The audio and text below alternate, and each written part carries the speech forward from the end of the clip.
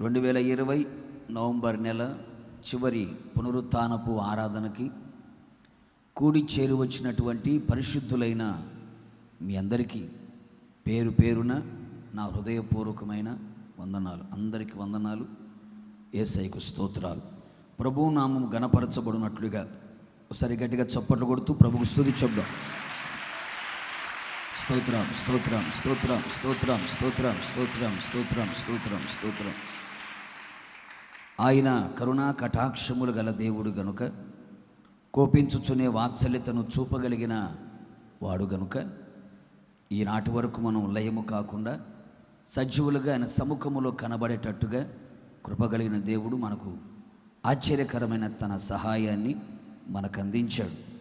చాలా మంచిది. కొద్దిసేపు దేవుని యొక్క వాక్యాన్ని మనం ధ్యానం చేసుకుందాం. మనందరికీ బాగుగా పరిచయమైన ఒక వాక్యాన్ని ఈ పూట ధ్యానం చేసుకుందాం. ప్రభు నాకు ప్రేరేపించి చెప్పమన్న వాక్యాన్ని నేను మీతో పంచుకుంటున్నాను. తిమోతికి రాసిన మొదటి పత్రిక, అపోస్తలుడైన పౌలు గారు తిమోతికి రాసిన మొదటి పత్రిక 4వ అధ్యాయం 15వ వాక్యాన్ని నేను చదువుతున్నాను. బైబిల్ ఉన్న వారందరూ బైబిల్ తెరచి నాతో పాటు మీరు కూడా చదవాలని ప్రేమతో కోరుతున్నాను. నీ అభివృద్ధి అందరికీ తేటగా కనబడు నిమిత్తము వీటిని మనస్కరించుము, వీటి అందే సాధకము చేసుకునము. నీ అభివృద్ధి అందరికీ తేటగా స్వచ్ఛముగా కనబడాలి. గట్టిగా చప్పట్లు కొట్టి ప్రభుని కనపరుద్దామా? అపోస్తలుడైన పౌలు గారు 14 పత్రికలు రాశాడు. ఆ 14 పత్రికలలో 2 పత్రికలు తన ప్రియ కుమారుడైన ఆత్మీయ కుమారుడైన తిమోతికి వ్రాశాడు. ఒక రకంగా చెప్పాలి అంటే తన ముగింపు దశలో ప్రభు కొరకు అతసాక్షిగా మార్చబడే దినాలు సమీపించిన ఆ దినాలలో యవ్వన కాలములో ఉన్నటువంటి తిమోతి దేవుని కొరకు పిలువబడి, ఏర్పాటు చేయబడి, ప్రతిష్ఠించబడి దేవుని కొరకు సేవలో ముందడుగు వేస్తూ పౌలు గారి యొక్క ఆలోచన మేరకు నడిపించబడుతూ క్రీస్తు సైనికుడిగా ఉన్నటువంటి తిమోతికి ఓ చక్కని హెచ్చరికలతో కూడిన కొన్ని మాటలు ఈ 2 పత్రికల్లో వ్రాసిపెట్టి ఉంచాడు. అందులో ఇప్పుడు మనం చదువుకున్న ఓ చక్కని మాట ఏమని చెబుతున్నాడు? తిమోతి, నీ అభివృద్ధి, గుర్తుపెట్టుకోండి, నీ అభివృద్ధి అందరికీ తేటగా కనబడాలి. నీవు అభివృద్ధి చెందడం అనేది సంఘములో ఉన్న సేవకులకి తేటగా కనబడాలి. నీ అభివృద్ధి సంఘములో ఉన్న సంఘ పెద్దలకి, సంఘములో ఉన్న పరిచారకులకి, సంఘములో ఉన్న విశ్వాసులకి తేటగా కనబడాలి. నీ అభివృద్ధి నీ సహోదరుల మధ్యలో, నీ బంధువుల మధ్యలో, నీ స్నేహితుల మధ్యలో, నీ ఇరుగు పొరుగు వారి మధ్యలో, ఆత్మీయుల మధ్యలో తేటగా కనబడాలి. మరుగై ఉండకూడదు, దాచబడకూడదు. నీ అభివృద్ధి కొండ మీద కట్టబడిన పట్టణం వలె ఉండాలి. అందరి కన్నులు చూచేటట్టుగా ఉండాలి. నీ అభివృద్ధి అందరూ వినేటట్టుగా ఉండాలి. జాగ్రత్త సుమి అని చెప్పి మాటలు పలికాడు. ప్రియమైన సహోదరి సహోదరులారా, ఒకసారి మనం ఆలోచన చేయగలిగితే యవనస్తుడైన తిమోతికి చెబుతున్నాడు, నువ్వు యవన కాలములో ఉన్నావు. ఎవడు నిన్ను తృణీకరించకుండానట్లుగా నిన్ను గురించి నీవే జాగ్రత్త పడు. నీవు ఏ వయస్సులో ఉన్నా నిన్ను గురించి నీవే జాగ్రత్త పడు. ఎవ్వరు నిన్ను తృణీకరించకూడదు. అలాగే విశ్వాస విషయములో, ప్రేమ విషయములో, ప్రవర్తన విషయములో, మాట విషయములో జాగ్రత్తగా మాదిరికరంగా నువ్వు కనబడాలి. దైవ సేవకులు నీ మీద తల మీద చేతులుంచి ప్రార్థన చేశారు. హస్త నిక్షేపణ మూలముగా నీకు కలిగినటువంటి ప్రవచన వరం, నీ కలిగినటువంటి వరములను అలక్ష్యము చేయొద్దు. ప్రతిరోజు ప్రతి నిమిషం మోకరించినప్పుడల్లా, దేవుని సన్నిధిలో కనబడినప్పుడల్లా నేను మాదిరికరముగా ఉండాలి అని గుర్తుపెట్టుకో. ఎవరు నన్ను తృణీకరించకూడదు అని గుర్తుపెట్టుకో. దేవుడిచ్చిన వరములు అలక్ష్యము చేయకూడదని గుర్తుపెట్టుకొని ప్రతిరోజు వీటిని మనస్కరిస్తూ, సాధకము చేస్తూ, అభ్యాసము చేస్తూ నడిపించబడాలి. అప్పుడే నీ అభివృద్ధి అందరికీ తేటగా కనబడుతుంది. కొడుచబలి గట్టిగాను, గట్టిగాను. ప్రేమైన సహోదరి సహోదరులారా, ఈ నవంబర్ మాసం చివరి పునరుత్థానపు ఆరాధనలో కృపగలిగిన దేవుడు మన సంఘాన్ని, సేవకులని, సంఘ పెద్దలని, పరిచారకులని, విశ్వాసులందరినీ ప్రేమించిన దేవుడు మనతో చెబుతున్న మాట, అలనాడు ఆత్మీయ తిమోతికి ఆత్మీయ తండ్రిగా ఉన్న పౌలు గారు తిమోతికి చెప్పినట్లుగా, ఆత్మీయ తండ్రిగా, ఒక దైవ సేవకుడిగా, దేవుని ప్రతినిధిగా, దేవుని సంఘములో ఉండి చెబుతున్నాను, నీ అభివృద్ధి అందరికీ తేటగా కనబడునుగాక, తేటగా కనబడునుగాక, తేటగా చూచెదరుగాక. ప్రేమిన సహోదరి సహోదరులారా, పరిశుద్ధాత్మ దేవుడు మనతో చెప్పదలిచిన మాట ఏమిటి? నేను శరీర సంబంధమైన అభివృద్ధిని గురించి మాట్లాడట్లేదు, భూ సంబంధమైన అభివృద్ధిని గురించి నేను మాట్లాడటలేదు. ఎందుకో తెలుసా? శరీర సంబంధమైన అభివృద్ధి అయినా, భూ సంబంధమైన అభివృద్ధి అయినా ఈ లోకపు మట్టికే ఉంటుంది, ఈ భూలోకములోనే ఉంటుంది. కానీ ఆత్మ సంబంధమైన అభివృద్ధి ఒకటి ఉంది. అది ఈ లోకములో కనబడుతుంది, పరలోకములో కనబడుతుంది. కొడుచబలి గట్టిగాను. ఈ పూట పరిశుద్ధాత్మ దేవుడు పరలోకానికి సంబంధించినటువంటి అభివృద్ధి అందరికి తేటగా కనబడాలని కోరుకుంటున్నాడు. ఈ లోకములో మనం గమనించి చూడగలిగితే, విశ్వాసులను గనక అడిగితే చాలామంది చెప్పే మాట, పాస్టర్ గారండి, ఒకప్పుడు నాకు సరైన సైకిల్ లేదండి, నడిచి వెళ్ళేవాడిని. దేవుడు నన్ను అభివృద్ధి పరిచాడు, సైకిల్ ఇచ్చాడు. ఒకప్పుడు సైకిల్ మీద తిరిగేవాడిని, దేవుడిని అభివృద్ధి పరిచాడు, మోటార్ సైకిల్ కొన్నాను. మోటార్ సైకిల్ మీద తిరిగేవాడిని, దేవుడు అభివృద్ధి పరిచాడు, ఇప్పుడు కార్లలో తిరుగుతున్నాను. ఒక కారు సరిపోలేదని 2 కార్లు కూడా ఇచ్చాడు, అంత అభివృద్ధి పరిచాడండి. ఒకప్పుడు బాడుగా ఇళ్లలో ఉంటూ ఇల్లు అద్దె కట్టుకుంటూ బ్రతికేవాడిని, దేవుడు నన్ను అభివృద్ధి పరిచాడు. ఏం చేశాడు? స్థలం కొనడానికి సహాయం చేశాడు. ఆ స్థలములు ఇప్పుడు డాబా కట్టాను, మళ్ళీ డాబా మీద ఇంకొక డాబా కట్టాను, పక్కన స్థలము కూడా కొన్నాను. ఏమిటి? అభివృద్ధి కలిగింది. ఒకప్పుడు 1000 రూపాయలు సంపాదించేవాడిని, దేవుడు అభివృద్ధి పరిచాడు, 10,000 వరకు వచ్చా. ఒకప్పుడు 10,000 సంపాదించేవాడిని, ఇప్పుడు 50 దాకా వెళ్ళా. ఒకప్పుడు 50 సంపాదించేవాడిని, ఇప్పుడు 1,00,000 దాకా వెళ్ళా. అభివృద్ధి పరిచాడు, అభివృద్ధి పరిచాడు. ఇలా చెప్పుకుంటూ చాలామంది భౌతికమైన అభివృద్ధిని గురించి మాట్లాడే వాళ్ళు ఉన్నారు. స్థలాల మీద స్థలాలు కొన్నామని, పొలాల మీద పొలాలు కొన్నామని, ఇళ్ళ మీద ఇల్లు కడుతున్నామని. ఒకప్పుడు వేసుకోవడానికి ఒక డ్రెస్సే ఉండేది, ఉతుక్కొని ఆరేసుకొని మళ్ళీ వేసుకునే వాళ్ళం. ఇప్పుడు బీరువా నిండా అవే కనపడుతున్నాయి. ఒకప్పుడు ఒక జత చెప్పులే ఉండేవి, ఇప్పుడు 4-5 జతల చెప్పులు వచ్చాయి. అభివృద్ధి బాగా కలిగింది.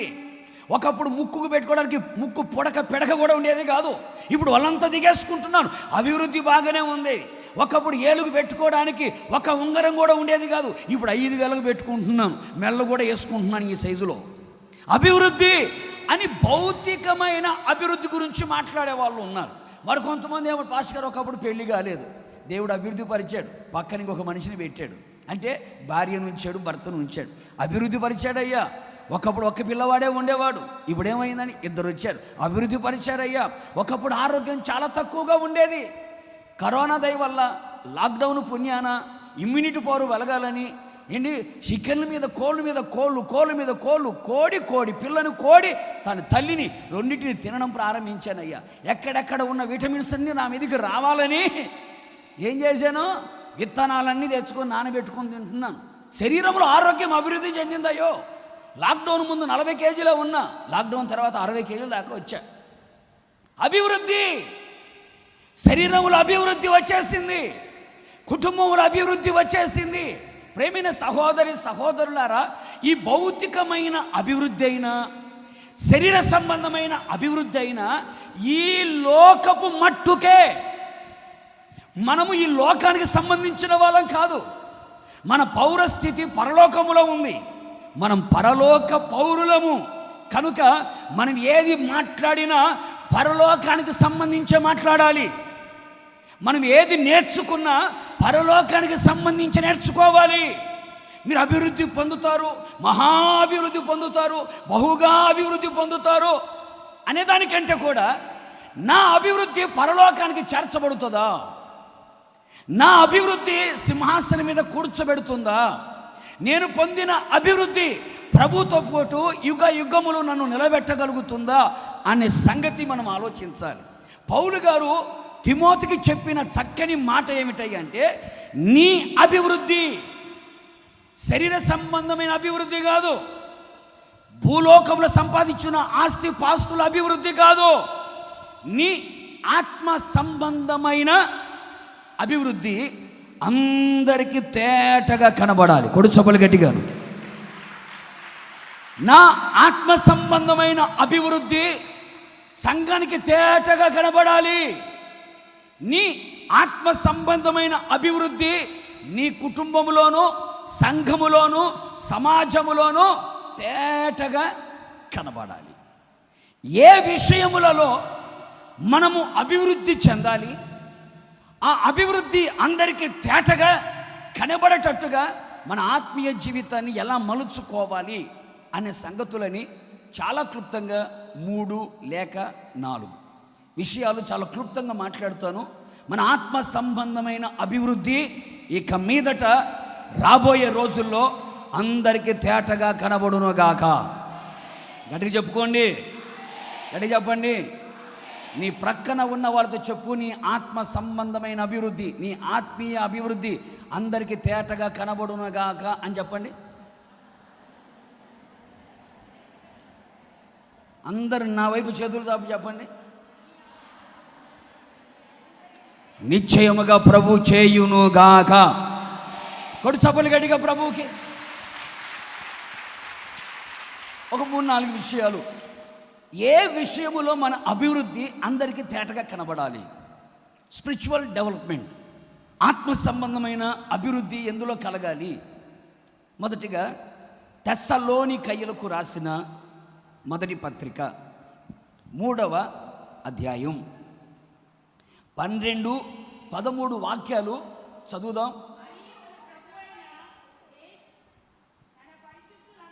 మరియు మన ప్రభు అయిన యేసు తన పరిశుద్ధులందరితో వచ్చినప్పుడు మన తండ్రి అయిన దేవుని ఎదుట మీ హృదయములను పరిశుద్ధత విషయమై అనింద్యమైనవిగా ఆయన స్థిరపరచుటకై మేము మీ ఎడల ఏలాగు ప్రేమలో అభివృద్ధి పొంది వర్ధిల్లుచున్నామో అలాగే మీరును ఒకని ఎడల ఒకడును మనుషులందరి ఎడలను ప్రేమలో అభివృద్ధి పొంది వర్ధిల్లునట్లు ప్రభువు చేయునుగాక. కొడు చప్పులు గట్టిగా ప్రభువుకి.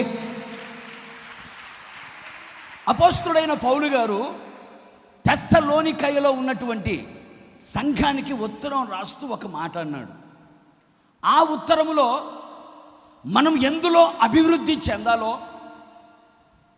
ఆ అభివృద్ధి అందరికీ ఎలా తేటగా కనబడాలో చెబుతున్నాడు. సంఘస్థులారా, సేవకులారా, సంఘ పెద్దలారా, విశ్వాసులారా, పరిచారకులారా, ప్రభు అయిన యేసు తన పరిశుద్ధులతో ఆయన రాబోతూ ఉన్నాడు. తండ్రి అయిన దేవుని ఎదుట మన హృదయము పరిశుద్ధమైనదిగా అనింద్యమైనదిగా కనబడాలి. దేవుని ఎదుట మన హృదయము పరిశుద్ధముగా ఉండాలి, అనింద్యముగా కనబడాలి. ఆయన పరిశుద్ధులతో వస్తున్నాడు. అయితే మమ్మల్ని ఏం చేయమంటావు? ఏం చేయమంటావంటే చాలా చక్కగా చెబుతున్నమాట. మేము మీ ఎడల ఎలాగూ ప్రేమ కలిగి ఉన్నామని చెప్పట్లేదు. ప్రేమలో అభివృద్ధి పొంది వర్ధిల్లుచున్నామో మీరు కూడా ఒకని ఎడల ఒకడు మనుషులందరి ఎడల ప్రేమలో అభివృద్ధి పొంది వర్ధిల్లునట్లుగా ప్రభువు సహాయము చేయునుగాక. తిమోతి, ప్రేమలో నీ అభివృద్ధి అందరికీ తేటగా కనబడాలి. ప్రేమలో నువ్వు అభివృద్ధి చెందాలి. ఒక్కసారి మన ఆత్మీయ జీవితాన్ని మనం ఆలోచన చేద్దాం. యేసు రక్తంతో కడగబడి బాప్తిస్మాన్ని పొంది పరిశుద్ధాత్మతో ముద్రించబడి అపోస్తుల బోధ, సహవాసం, రొట్టె విరుచుట, ప్రార్థనలో ఎడతెగక గడుపుతూ హోసన్న మినిస్ట్రీస్లో, హోసన్న పరిశుద్ధ కుటుంబంలో చేర్చబడినటువంటి మనమందరము దేవుని ప్రేమలో అభివృద్ధి చెందుతూ ఉన్నామా? దేవుని ప్రేమలో వర్ధిల్లగలుగుతూ ఉన్నామా? దేవుని ప్రేమ నీ హృదయములో నిలిచి ఉందా? ఒకసారి మీరు ఆలోచించండి. ఎందుకు తెలుసా? ఇది ప్రభు రాకడకు లింకు కలిపాడు. పరిశుద్ధులతో ప్రభు వస్తాడు. నీ హృదయము పరిశుద్ధముగా ఉండాలి, అనింద్యముగా తండ్రి ఎదుట కనబడాలి. అంటే తండ్రి అయిన దేవుని ఎదుట మన హృదయము పరిశుద్ధముగా, అనింద్యముగా కనబడాలి. అంటే నీ అభివృద్ధి అనగా ప్రేమలో నీవు అభివృద్ధి చెందిన వాడిగా కనబడాలి. ఒక్కసారి మనం ఆలోచన చేద్దాం. దేవుని ప్రేమ నీ హృదయములో కుమ్మరించబడినప్పుడు, కలువరి శిలువ ప్రేమ నీ హృదయములో కుమ్మరించబడినప్పుడు, పరిశుద్ధాత్మని ద్వారా దేవుని ప్రేమ నీ హృదయములో కుమ్మరించబడినప్పుడు, దేవుడిచ్చినటువంటి ఆ ప్రేమని నీవు డెవలప్ చేసుకోగలుగుతున్నావా? వ్యాపారాన్ని బాగానే డెవలప్ చేస్తున్నావు, అవునా కదండి? అలాగే కుటుంబాన్ని బాగానే డెవలప్ చేస్తున్నావు, అలాగే పొలంలో పంటని, అలాగే పాడిని కూడా బాగానే డెవలప్ చేస్తున్నావు, కాదనట్లేదు. దేవుని ప్రేమ నీలో అభివృద్ధి చెందగలుగుతూ ఉందా? బాధకరమైన సంగతి ఏమిటో తెలుసండి, ఈ రోజున అనేక మంది సేవకులలో, అనేక మంది విశ్వాసులలో దేవుని ప్రేమ కరువైపోయింది. యథార్థమైన ప్రేమ, శాశ్వతమైన ప్రేమ, నిత్యమైన ప్రేమ, స్వచ్ఛమైన ప్రేమ, క్షమించగలిగిన ప్రేమ, సహించగలిగిన ప్రేమ, ఓర్చుకోగలిగిన ప్రేమ, దయ చూపగలిగిన ప్రేమ, అపకారమును మనస్సులో ఉంచుకొనని ప్రేమ, ఉప్పొంగని ప్రేమ, అమర్యాదగా నడుచుకొనని ప్రేమ ఈ రోజున సేవకులలో, విశ్వాసులలో కనిపించడం లేదు. కనుమరుగైపోయింది దేవుని ప్రేమ. లోక సంబంధమైన ప్రేమ ఉంది, శరీర సంబంధమైన ప్రేమ ఉంది, స్వార్థముతో కూడిన ప్రేమ ఉంది, కానీ ఆత్మ సంబంధమైన ప్రేమ లేదు. ఏమైపోయింది ప్రేమ? లేఖనాలు సెలవిస్తున్నమాట, అంత్య దినములలో, ప్రభు రాకడ సమీపించిన దినములలో అక్రమము విస్తరించుట వలన అనేకుల ప్రేమ చల్లారిపోతుంది. ఎందుకు ఈ రోజున దేవుని ప్రేమ నీలో చల్లారిపోతుంది? ప్రేమలో అభివృద్ధి చెందవలసిన నీవు, ప్రేమలో అభివృద్ధి చెందుతూ వర్ధిల్లవలసిన నీవు, దేవుని ప్రేమ నీలో చల్లారిపోవడానికి గల కారణం ఏమిటయ్యా అంటే అక్రమము విస్తరిస్తుంది. ఆ అక్రమము విస్తరించుట కారణాన్ని బట్టి దేవుని ప్రేమ నీలో చల్లారిపోయిన స్థితిలోకి వెళ్ళిపోయింది. కానీ బైబిల్ చెబుతున్న మాట, ప్రేమలో వర్ధిల్లవాడే, ప్రేమలో అభివృద్ధి చెందినవాడే ప్రభు ఎదుట నిలబడుతాడు, ప్రేమ కుమారుని రాజ్యములో చేరుతాడు. కొడుచొప్పలు గట్టిగా. మన యేసయ్య ప్రేమాస్వరూపి, మన యేసయ్య ప్రేమయై ఉన్నవాడు. ఆయన భూమి మీద సంచరించిన కాలమంతా కూడా ఆయన ప్రేమని వ్యక్తపరుస్తూ వచ్చాడు. ఆయన ప్రేమకు అవధులు లేవు. ఆయన ప్రేమ క్షమించింది, ఆయన ప్రేమ సహించింది, ఆయన ప్రేమ ఓర్చుకుంది, ఆయన ప్రేమ దయను చూపింది, ఆయన ప్రేమ సమస్తమును తాలుకొనింది, ఆయన ప్రేమ దోషములను కప్పింది, ఆయన ప్రేమ కీడు చేసిన వారికి కూడా మేలు చేసింది ఆయన ప్రేమ. అందుకని బైబిల్ అంటుంది, ఆయన తనతో ఉన్న వారిని అంతము వరకు ప్రేమించెను. ఈ రోజున ఎదుటి వ్యక్తిని మనం ప్రేమించగలుగుతున్నామా? నీ తోటి సహోదరులను ప్రేమించగలుగుతున్నావా? భర్త మీద భార్యకు ప్రేమ లేదు, భార్య మీద భర్తకు ప్రేమ లేదు, తల్లిదండ్రుల మీద పిల్లలకి ప్రేమ లేదు, పిల్లల మీద తల్లిదండ్రులకు ప్రేమ లేదు, అత్త మీద కోడలికి ప్రేమ లేదు, కోడల మీద అత్తకి ప్రేమ కరువైపోయిందండి. ప్రేమ లేదు అంటే అర్థం ఏంటి? ప్రేమ లేదు అంటే పగ, ద్వేషాలు, అసూయలు, కుట్రలు, కుతంత్రాలు మొదలయ్యాయి అని అర్థం. ప్రేమ ఉన్న చోట వీటికి తావే ఉండదు. కొడు చప్పులు గట్టిగాను. వెలుగు ఉన్న చోట చీకటి ఎలా నిలబడదో, ప్రేమ ఉన్న చోట పగా ప్రతీకారాలు ఉండవు, ద్వేషభావాలు ఉండవు, కోపాలు ఉండవు. ఈ రోజున మన మధ్యలో ఈ కక్షలు, ఈ క్రోధాలు, ఈ ద్వేషపూరితమైన భావాలు ఎందుకు చోటు చేసుకుంటున్నాయి? ఎందుకయ్యా అంటే ప్రేమ లేదు. ప్రేమ ఎందుకు లేదయ్యా అంటే అక్రమము విస్తరిస్తుంది. అందుకే ఎదుటి వ్యక్తి మీద ప్రేమను చూపించలేకపోతున్నావు. అందుకే యేసు ప్రభు అంటాడు, పాత నిబంధన కాలంలో 10 ఆజ్ఞలు ఉన్నాయి, క్రొత్త నిబంధన కాలంలో ప్రభు అంటాడు, నేను మీకు ఒక క్రొత్త ఆజ్ఞ ఇస్తున్నాను. ఏమిటో తెలుసా? నేను మిమ్మల్ని ప్రేమించినట్టుగా. నేను ఏ విధంగా అయితే మిమ్మల్ని ప్రేమించానో, ఎలాంటి శాశ్వతమైన ప్రేమతో, స్వచ్ఛమైన ప్రేమతో నేను మిమ్మల్ని ప్రేమించానో, మీరు కూడా అలాంటి ప్రేమ ఒకని ఎడల ఒకడు చూపించాలి. అప్పుడే మీరు నాకు శిష్యులు అవుతారు. కొడు చొప్పులు గట్టిగాను. క్రొత్త ఆగ్రహిస్తున్నానని ప్రేమను గురించి మాట్లాడుతాడు. మరి ఈ రోజున దైవ సంబంధమైన ప్రేమ మనము చూపించగలుగుతున్నామా? బీదల ఎడల ప్రేమను చూపించగలుగుతున్నామా? దరిద్రుల ఎడల ప్రేమను చూపించగలుగుతున్నామా?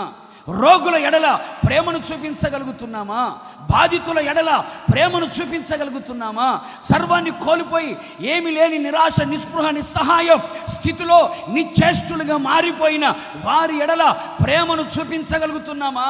పాపుల ఎడల మనము ప్రేమను చూపించగలుగుతున్నామా? నశించిపోతున్న ఆత్మల ఎడల ప్రేమను చూపించి ప్రార్థించగలుగుతున్నామా? నీ ప్రేమ అభివృద్ధి అందరికీ కనబడాలి. నీవు ప్రేమ కలిగిన వ్యక్తివని జనాలకు తెలియాలి. ప్రపంచానికి నీ ప్రేమను గురించి తెలియాలి.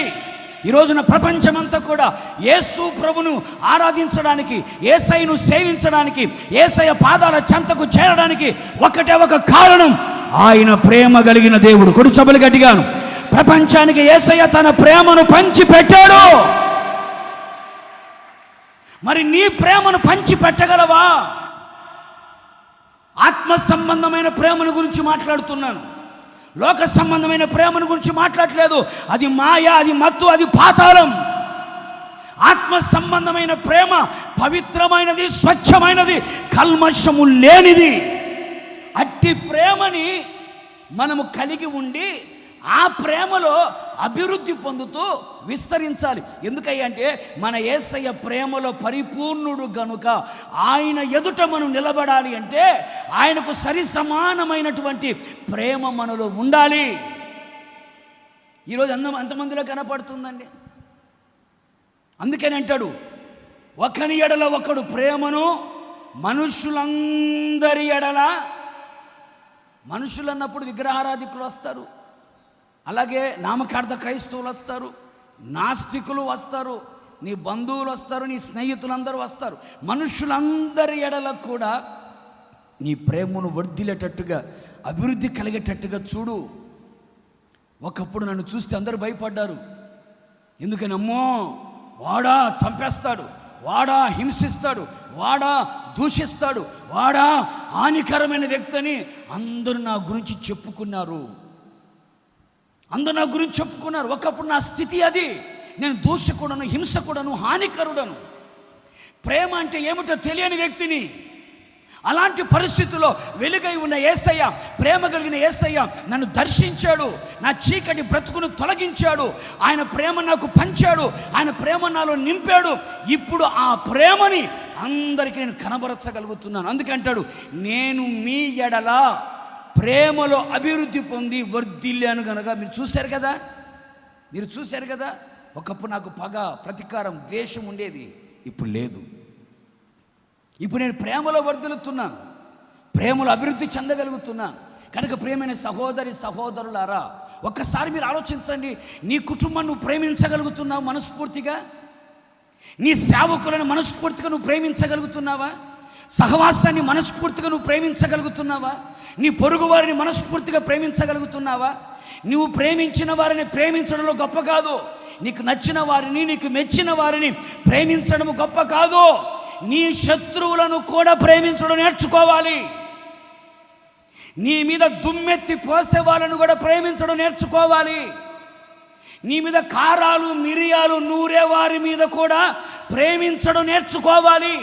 నీ మీద మడిమ ఎత్తిన వారి మీద ప్రేమించడం నేర్చుకోవాలి. నీ మీద దుమ్మెత్తి పోస్తున్న వారి మీద నువ్వు ప్రేమించడం నేర్చుకోవాలి.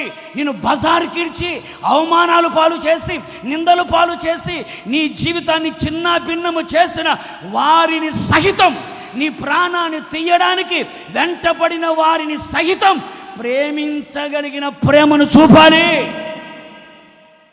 అది యేసయ్య దివ్యమైన ప్రేమ. కూడా చప్పలు గట్టిగాను. మరి ఇలాంటి ప్రేమను చూపించగలుగుతున్నామా? ఒకవేళ ప్రేమలో అభివృద్ధి చెందకుండా ఒకవేళ ఉంటే, ఒక రోజున ప్రభు నీ మీద నేరాన్ని మోపుతాడు. అందుకే ఎఫెసు సంఘముతో చెబుతున్నాడు, ఆత్మ చెబుతున్న మాట, ఎఫెసు సంఘమా, వాక్యములో బాగా ఎదిగావు, సహనం కూడా నీకు బాగుంది, బాగానే కష్టపడతావు, పరిచర్య కూడా బాగానే చేస్తావు, కానుకలు కూడా బాగానే ఇస్తావు, నమ్మకంగా దశమ భాగం కూడా బాగానే ఇస్తావు, సేవకుల కొరకు పరిచర్య కొరకు రాత్రింబగలు ఆర్నిశలు పాటు పడతావు, మంచిదే. క్రీస్తు సంపూర్ణత కలిగిన ఉపదేశాలన్నీ కూడా బాగా విన్నావు. క్రీస్తు ప్రేమలో వేరు పారి జీవించడం ఎలాగో బాగుగా తెలుసుకున్నావు. అయితే నీ మీద తప్పు ఒకటి మోపవలసి ఉన్నది. ఏమి తప్పు తెలుసా? మొదట నీకుండిన ప్రేమను నువ్వు వదిలేసావు. వదిలేయడం అంటే అర్థం ఏంటి? నిర్లక్ష్యముతో వదిలేసావు. జారిపోవడం వేరు, వదిలేయడం వేరు. వదిలేయడం అంటే నీ చేతులతో నువ్వే కావాలని వదిలేసావు. మొదట నీకున్న ప్రేమ ఆలోచించు. నీ భర్త మీద మొదట నీకున్న ప్రేమ ఇప్పుడుందా? నీ భార్య మీద మొదట నీకున్న ప్రేమ నీకుందా? పిల్లల మీద, తల్లిదండ్రుల మీకు మొదట ఉన్న ప్రేమ ఉందా? సేవకుల మీద మొదట నీకున్న ప్రేమ ఇప్పుడుందా? సంస్థ మీద, అలాగే సహవాసం మీద మొదట నీకున్న ప్రేమ ఇప్పుడుందా? వదిలేసావా? నేరము దేవుడు నీ మీద మోపుతాడు. పరలోక రాజ్యములోకి చేరకుండా ఆగిపోతావు. జాగ్రత్త. నీ హృదయము అపవిత్రముగా, నీ హృదయము నిందతో నింపబడకుండానట్లు, నీ హృదయం పరిశుద్ధముగా, అనింద్యముగా దేవుని సముఖములో కనబడి ధైర్యముగా ఆయన ఎదుట నువ్వు నిలబడాలి అంటే ప్రేమలో అభివృద్ధి చెందుతూ వర్ధిల్లుతూ నీవు ప్రేమ కలిగిన వాడివి అని తెలుసుకునేటట్లుగా అందరికీ నీ ప్రేమ తెలియాలి. కొడు చొప్పులు గట్టిగాను. పలానా వ్యక్తి ప్రేమ కలిగిన వాడండి, ఆత్మ సంబంధమైన ప్రేమ కలిగిన వాడండి. మాకు రోగం వచ్చిందంటే ఉపవాసం ఉండి ప్రార్థన చేస్తాడండి. కష్టం వచ్చిందంటే మా కోసం కన్నీళ్ళు విడుస్తాడండి. ప్రేమ కలిగిన వాడండి. ఏదైనా అవసరత ఉందంటే వెంటనే చేతులు చాపుతాడండి. ప్రేమ కలిగిన వాడండి. ఆత్మీయ జీవితంలో మమ్మల్ని ఎంతగానో ప్రేమతో పలకరించి పరామర్శించగలిగిన ప్రేమ కలిగిన వాడండి. మనసులో ఏది పెట్టుకోడండి, ఏది పెట్టుకోకుండా ప్రేమిస్తాడండి, ఏది ఆశించకుండా ప్రేమిస్తాడండి, ఏ లాభాన్ని ఆశించకుండా ప్రేమిస్తాడండి. ఆ ప్రేమ ఇతరులు చూసామండి.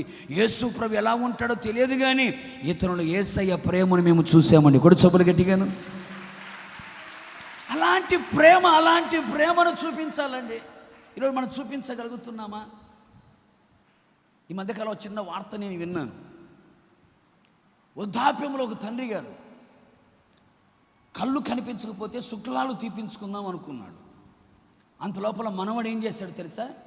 హాస్పిటల్కి తీసుకెళ్దామని, ఆపరేషన్ చేయిస్తున్నాను అని హాస్పిటల్గా తీసుకుని వచ్చి కాగితాల మీద సంతకాలు పెట్టించాలని కాగితాల మీద సంతకాలు పెట్టించుకున్నాడు.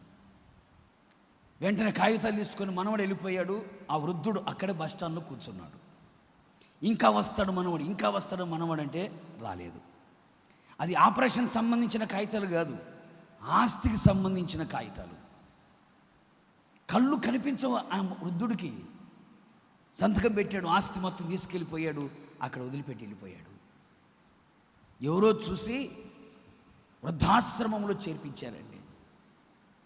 ఈ మధ్య పుట్టినరోజు జరిగితే ఆ ఇంట్లో చిన్న పాపకి పుట్టినరోజు జరిగితే ఒక ఇంట్లో ఆ చిన్న పాప పుట్టినరోజు సందర్భంగా బంధువులకి వీళ్ళకి అన్నాలు పెట్టుకునే బదులు అనాథ శరణంలో ఉన్నవారికి, వృద్ధాశ్రమంలో ఉన్నవారికి భోజనం పెడితే బాగుంటుందని తిన్నగా వెళ్ళి వాళ్ళకు భోజనం వండి అందరికీ భోజనం వాళ్ళే వడ్డించి, ఒక తల్లి తినలేకపోతే ఈ చిన్న పాప ముద్దలు కలిపి ఆమె దగ్గరికి పోవడానికి ఎవరు ఇష్టపడకపోతే ఈ చిన్న బిడ్డ వెళ్ళి ముద్దలు కలిపి పెడుతుంటే వాళ్ళు అడిగారంట, మీరెవరంటే మేము క్రైస్తవులు అంటే వాళ్ళు అన్నారు, క్రీస్తు ప్రేమ అంటే ఇలా ఉంటుందా అని. యేసయ్య ప్రేమ అంటే ఇలా ఉంటుందా? యేసయ్యను నమ్ముకున్న వాళ్ళు, యేసయ్యను ఆరాధించే వాళ్ళ ప్రేమ ఇలా ఉంటుందా? నా కడుపున పుట్టిన వాళ్ళే, నన్ను నా కన్న వాళ్ళే ఆస్తి కోసం నన్ను వదిలేసి వెళ్ళిపోయారు.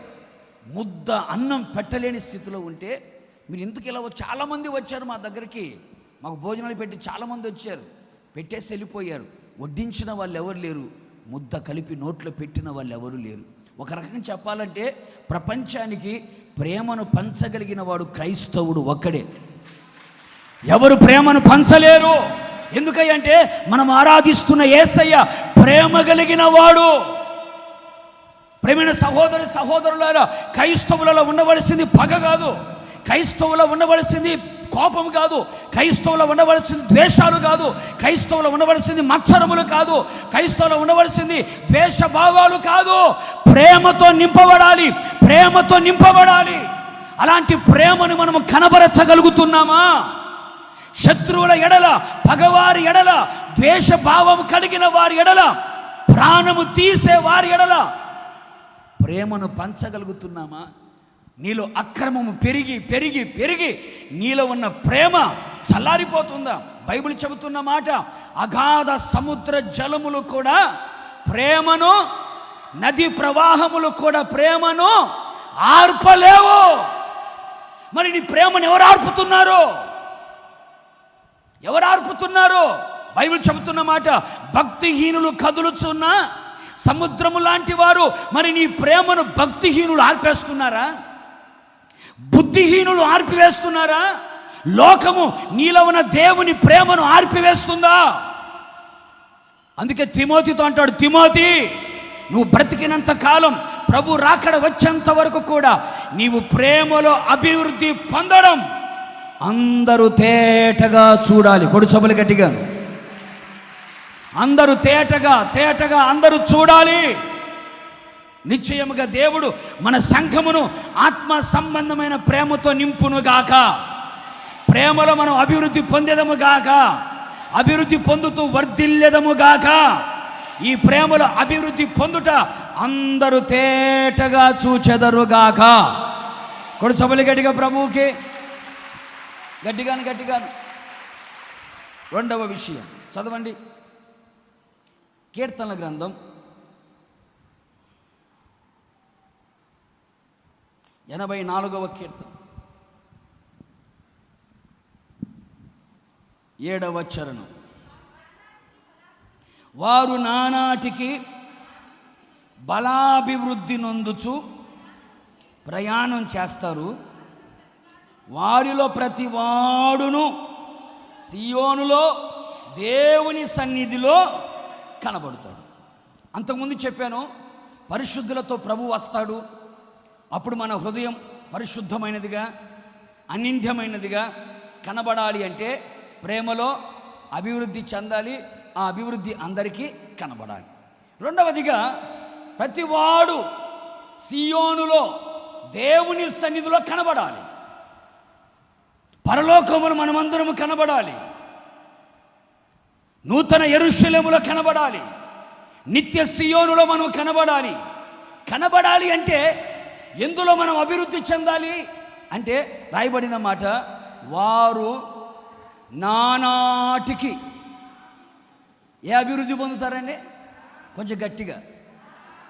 ఆయన మందిరములు ఎవరైతే నివాసం చేస్తున్నారో, సహవాసములో సంఘములు ఎవరైతే నిలిచి ఉన్నారో, సత్తువగల భూమిలో, ఉన్నత ఉపదేశము కలిగిన సంఘములో, కంచగలిగిన తోటలో ఎవరైతే ఉన్నారో వారు నానాటికి ఏమవుతారంటండి?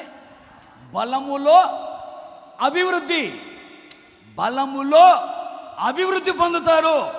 ఆ బలములో అభివృద్ధి పొందిన వాళ్ళే చక్కగా ప్రయాణం చేయగలుగుతారు. ఆత్మీయ ప్రయాణం, స్పిరిచువల్ జర్నీ, ఆత్మ సంబంధమైన ప్రయాణం చేస్తారు. ప్రయాణం చేసిన వాళ్ళందరూ ఎక్కడికి ప్రయాణం? నిత్యములో సియోనులో దేవుని సన్నిధిలో కనబడేంత వరకు ప్రయాణం చేస్తారు. ప్రయాణము చేయాలి అంటే మన బలం ఏమవ్వాలి? అభివృద్ధి పొందాలి. ఏమవ్వాలండి? బలము, అభివృద్ధి పొందాలి. మరి ఈ రోజున ఒక్కసారి మనం ఆలోచించేద్దాం. నేను శరీర సంబంధమైన బలాన్ని గురించి మాట్లాడట్లేదు. నా బలం ఏంటో తెలుసా? 100 కేజీలు కూడా అలాగే లేపుతా నేను. నా కుల బలం ఏంటో తెలుసా? నా డబ్బు బలం ఏంటో తెలుసా? నా గర్వ బలం ఏంటో తెలుసా? నా మత బలం ఏమిటో తెలుసా? నా రాజకీయ బలం ఏమిటో తెలుసా అని బలగాల గురించి మాట్లాడుకునే వాళ్ళు చాలామంది ఉన్నారు. నేను ఎంత తింటానో తెలుసా? ఇదొక బలం. నా జ్ఞానం ఎంతో తెలుసా? ఇదొక బలం.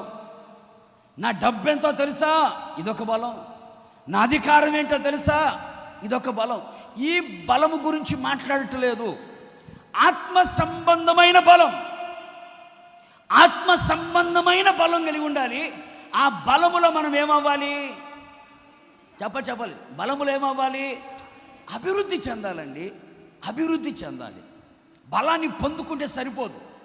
బలం ఎలా వస్తుంది అని అన్నాం అనుకోండి, జీడిపప్పు, బాదం పప్పు, పిస్తా పప్పు, ఆ తర్వాత ఎండు ద్రాక్ష, బెర్రీస్, అంజూరా, ఎన్ని కలుపుకొని అని చెప్తా. అంటే బలం రావడానికి రకరకాలు ఉన్నాయి. రకరకాల ఐటమ్స్ తింటే ఇది కంటికి మంచిది, ఇది ఒంటికి మంచిది, పంటికి మంచిది, చెవుకి మంచిది, ఇది కిడ్నీ, ఇది గుండె, ఇది లివరు, ఇది మోకాళ్ళు, ఇది నరాలకి, దీనికి ఒక్కోదానికి ఒక్కొక్క ఉంటుంది కదండి. అలాగే ఆత్మ సంబంధంగా కూడా బలం పొందడానికి చాలా అనుభవాలు ఉన్నాయి. అందుకనే పౌలు గారు తిమోతి అంటాడు, తిమోతి, క్రీస్తు యేసు నందున్న కృపచేత నువ్వు బలం పొందుకో, బలవంతుడిగా మారు. బలము రావాలి అంటే కృపతో నింపబడాలి. యోహాను భక్తుడు అంటాడు, యవనస్తులారా మీరు బలవంతులు. ఎందుకని? ఉడుకు రక్తంతో ఉరకలేస్తూ రాళ్ళు తిన్న కరిగిపోతాయని కాదు, ఎముకల్ని పిండి చేస్తానని కాదు. ఎందుకని? దేవుని వాక్యము మీలో నిలిచి ఉన్నది గనుక. అంటే ఎవరిలో వాక్యమే నిలిచి ఉంటుందో వారెవరు? బలవంతులు. ఎవరు కృపతో నింపబడతారో వాళ్ళెవరు? బలవంతులు. బైబిల్ ఏమంటుంది? యెహోవా యందు ఆనందించుట వలన మీరేమవుతారు? బలం పొందుతారు. అంటే దేవునిలో మనం ఆనందించుచున్నప్పుడు బలాన్ని మనము పొందగలుగుతాం. ఇంకా కాస్త లోపలికి వెళ్ళగలిగితే విశ్వాసము వలన మనం ఏమవుతాము? బలమును పొందగలుగుతాం. ఊరక ఉండి మౌనంగా మనం చూడగలిగితే, నమ్మకం ఉంచగలిగితే మనం ఏం పొందుతాము? బలముని పొందగలుగుతాం. ఆయన కొరకు మనం ఎదురు చూస్తే ఏ బలాన్ని పొందుతాము? నూతనమైన బలాన్ని పొందుతాం. ఈ మాటలన్నీ మీకు ఎందుకు చెప్పానంటే, బలానికి సంబంధించిన టానికులు ఇవన్నీ. ఆత్మ సంబంధమైనటువంటి బలం పొందుకోవడానికి, ఆత్మ సంబంధమైన బలాన్ని పొందుకోవడానికి సంబంధించిన టానికు. ఈ విధంగా మనం బలాన్ని పొందుకోవాలి. ఆ బలం అలాగే ఉండకూడదు, అది నేను చెప్పేది. బలాన్ని పొందుకున్నాను, వాక్యం వింటున్నాను, వాక్యం దాచుకుంటున్నాను, ఉదయాన్నే లేస్తున్నాను, కృపను పొందుకుంటున్నాను, ఆత్మను పొందుకున్నాను, బలాన్ని పొందుకుంటున్నాను, ఆయన మీద నమ్మకం ఉంచాను, బలాన్ని పొందుకున్నాను, విశ్వాసం కలిగి ఉన్నాను, బలాన్ని పొందుకున్నాను అనుకుంటే సరిపోదు. ప్రతిరోజు ప్రతి దినము నీ బలం ఏమవ్వాలి? చెప్పాలి, గట్టిగా చెప్పాలి. అభివృద్ధి పొందాలి, అభివృద్ధి పొందాలి, అభివృద్ధి పొందాలి. తిమోతి బలవంతుడిగా ఉంటే సరిపోదు. సాతాను కూడా బలవంతుడే, సాతాను కూడా బలం కలిగిన వాడే. అందుకని మన బలం ఏమవ్వాలంటే వాని కంటే కూడా ఏమవ్వాలి? అధికం అవ్వాలి, అధిక బలం పొందుకోవాలి. బలములో మనము అభివృద్ధి చెందాలి. ఒక్కసారి మీరు ఆలోచించండి. శారీరక రీతిగా ఒకవేళ నువ్వు బలహీనుడు కావచ్చు. ఎందుకయ్యా అంటే కంటి చూపు తగ్గుతుంది, పళ్ళు ఊడిపోతాయి, వినికిడి తగ్గిపోతుంది, మాట వణుకొచ్చేస్తుంది, అలాగే కాళ్ళు సచ్చుపడిపోతాయి, నడక తగ్గిపోతుంది, శరీరంలో ఉన్న అవయవాలన్నీ కూడా బలహీనమైపోతాయి. శరీరం బలహీనము అవ్వచ్చేమో కానీ ఆత్మ ఎప్పటికీ బలహీనము కాకూడదు. కొడు చెవులు గట్టిగాను. శరీరము బలహీనమే, ఆత్మ సిద్ధముగా ఉండాలి. శరీరం బలహీనమైపోయినా పర్వాలేదు, బాహ్య పురుషుడు కృషించిపోయినా పర్వాలేదు, బాహ్య పురుషుడు నీరసించిపోయినా పర్వాలేదు, అంతరంగ పురుషుడు మాత్రం అభివృద్ధి పొందాలి బలములో. 90 సంవత్సరాల వయసులో బలహీనంగా ఉండొచ్చు, ఆత్మలో బలవంతుడిగా ఉండాలి. ఈరోజు నాకు ప్రియమైన దైవ జనాంగమా, ఆత్మ సంబంధముగా నువ్వు బలవంతుడిగా కనబడుతున్నావా? సమస్య వచ్చినప్పుడు ఎదుర్కొనగలిగిన బలముందా? శోధన వచ్చినప్పుడు ఎదుర్కొనగలిగిన బలముందా? ఆపద వచ్చినప్పుడు ఎదుర్కొనగలిగిన బలముందా? లోక సంబంధమైన కార్యాలు నీ మీదకు దొమ్మిగా వచ్చినప్పుడు వాటిని ఎదుర్కొనగలిగినటువంటి బలము నీలో ఉందా? ఆత్మ సంబంధమైన బలములో అభివృద్ధి చెందాలి. బలహీనుడుగా మార్చబడకూడదు, శక్తిహీనులుగా మార్చబడకూడదు. అందుకని ప్రతిరోజు దేవుని కృపను పొందుకుంటూ అభివృద్ధి చెందాలి.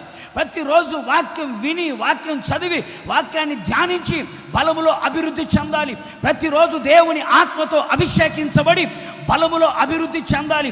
ప్రతిరోజు దేవునిలో ఆనందించుచు బలములో అభివృద్ధి పొందాలి. విశ్వాసాన్ని ప్రతిరోజు పెంపొందించుకుంటూ బలములో అభివృద్ధి చెందాలి. మరి ఎంతమంది అభివృద్ధి చెందుతున్నారు బలంలో? నా కండబలం ఇంత ఉందని చెప్పుకుంటున్నావా? బరువు చూసుకొని పెరుగుతున్నానని చెప్పుకుంటున్నావా? నీ ఆత్మీయ బలం తగ్గిందా, పెరిగిందా? ఆత్మీయ బలం పెరిగిందా లేదా? కొంచెం జీతం రూపాయి పెరిగిందంటే, 10 రూపాయలు పెరిగిందంటే భూమి మీద కాలు నిలబడవు. అవునా కదండి? ఈ నెల కొంచెం ఎక్కువ సంపాదించామంటే 10 రూపాయలు ఎక్కువ వచ్చాయంటే అబ్బో నిలబడలేము మనం భూమి మీద. మరి నీ ఆత్మీయ జీవితంలో ఈరోజు నేను ఇంత పెరిగానని ఆనందం నీకుందా? ఆత్మలో నేను బలాన్ని పొందగలిగాను అనుకున్నావా? ఆత్మలో శక్తిమంతుడిగా నేను ఉన్నానని చెప్పగలవా? ఈ రోజున ఆత్మీయులు ఆత్మ సంబంధమైన బలములో ఏమైపోతున్నారంటే బలహీనులైపోతున్నారు, శక్తిహీనులుగా మార్చబడిపోతున్నారు. బలము తగ్గిపోతుంది, బలము తొలగిపోతుంది. పాత నిబంధన కాలంలో ఎక్కువగా ఒక భక్తుని గురించి మనం మాట్లాడతాం. బలం అనగానే ఒక భక్తుడు మనకు గుర్తొస్తాడు. ఎవరు? కాలేబు. ఎవరండి? కాలేబు అనే భక్తుడు గుర్తొస్తాడు. ఒకరోజు యుద్ధానికి వెళ్ళాలంటే అందరూ రెడీ అయ్యారు, యుద్ధానికి బయలుదేరాడు. అంత లోపల ముసలోడు కాలేబు, ఏరండి కాలేబు కూడా నేను కూడా యుద్ధానికి వస్తానన్నాడు. ఊరుకో ముసలోడా, ఆయుధాల దగ్గర కావల కాస్తుండు, ఆయుధాల దగ్గర ఉండు, నువ్వు ఆయుధాల దగ్గర ఉండి మేము యుద్ధానికి వెళ్ళొస్తామంటే ఈ ముసలోడు తక్కువడు కాదు. ఆ రోజు మోషే నన్ను పంపించినప్పుడు, వేగు చూడడానికి పంపించినప్పుడు నాకు ఎన్ని సంవత్సరాలు? 40 years, 40 సంవత్సరాలు. ఇప్పుడు ప్రయాణం చేసింది ఎన్ని సంవత్సరాలు? 45 సంవత్సరాలు. నా వయసు ఎంత? 85 సంవత్సరాలు అని ఏమంటాడు తెలుసా? మోషే పంపిన నాడు నాకు ఎంత బలం ఉందో ఇప్పుడు కూడా నాకు అంతే ఉంది, డెవలప్మెంట్ లేదు. అది 40